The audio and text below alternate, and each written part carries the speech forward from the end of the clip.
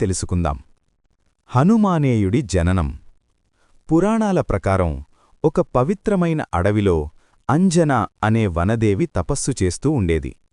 ఆమెకొక కోరిక, ఒక శక్తివంతమైన కుమారుడు కావాలని. ఆమె భక్తికి ప్రసన్నమైన దేవతలు ఆమెకొక వరం ఇచ్చారు. అలా జన్మించాడు అద్భుతమైన శక్తులతో నిండిన బాలుడు, సూర్యుడిని పండు అనుకున్న బాలుడు. చిన్నప్పటినుంచే హనుమంతుడు చాలా చురుకుగా ఉండేవాడు. ఒకరోజు ఉదయం ఆకాశంలో వెలిగే సూర్యుడిని చూసి అది ఒక పండు అని అనుకున్నాడు. ఆ వెంటనే ఆకాశంలోకి ఎగిరి సూర్యుడిని పట్టుకోవడానికి వెళ్ళాడు. అతని శక్తిని చూసి అందరూ ఆశ్చర్యపోయారు. ఇంద్రుడిచ్చిన దెబ్బ. ఈ సంఘటనను చూసిన ఇంద్ర భయపడ్డాడు. అతను తన వజ్రాయుధాన్ని ఉపయోగించి హనుమంతుడిని ఆపడానికి ప్రయత్నించాడు. ఆ దెబ్బతో హనుమంతుడు భూమిపై పడిపోయాడు. వాయుదేవుడి కోపం. ఇది చూసి వాయుదేవుడు చాలా కోపగించాడు.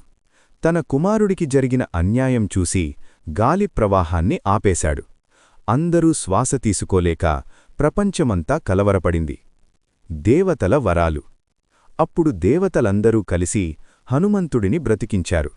అతనికి ఎన్నో వరాలిచ్చారు. అపారమైన శక్తి, అమరత్వం, అపరాజిత బలం. అలా హనుమంతుడు అజేయుడిగా మారాడు. రాముడి భక్తుడు. కాలక్రమంలో హనుమంతుడు రాముడికి అత్యంత భక్తుడిగా మారాడు. అతను తన జీవితాన్ని రాముడి సేవకే అంకితం చేశాడు. రామాయణంలో హనుమంతుడు చేసిన సేవలు ఎప్పటికీ మరిచిపోలేనివి. హనుమాన్ జయంతి ఎందుకు జరుపుకుంటారు? హనుమంతుడు జన్మించిన రోజు హనుమాన్ జయంతిగా జరుపుకుంటారు.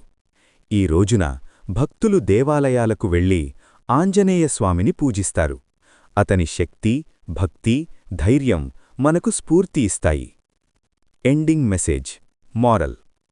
హనుమంతుడు మనకు నేర్పింది: భక్తి ఉంటే ఏదైనా సాధ్యం. ధైర్యం ఉంటే భయం ఉండదు. సేవ చేయడం గొప్ప గుణం. ముందుగా అందరికీ హనుమాన్ జయంతి శుభాకాంక్షలు. ఈ పవిత్రమైన రోజు మీ అందరికీ ఆనందం, శాంతి కలగాలి. ఈ వీడియో మీకు నచ్చితే దయచేసి లైక్ చేయండి. మీ ఫ్రెండ్స్ మరియు ఫ్యామిలీతో షేర్ చేయండి. ఇంకా ఇలాంటి మంచి కథల కోసం మా ఛానల్ని సబ్స్క్రైబ్ చేయండి. పక్కనే ఉన్న బెల్ ఐకాన్ని ఆన్ చేయడం మర్చిపోకండి. లేటెస్ట్ వీడియోలు మిస్ కాకుండా ఎప్పటికప్పుడు అప్డేట్స్ పొందండి. ధన్యవాదాలు.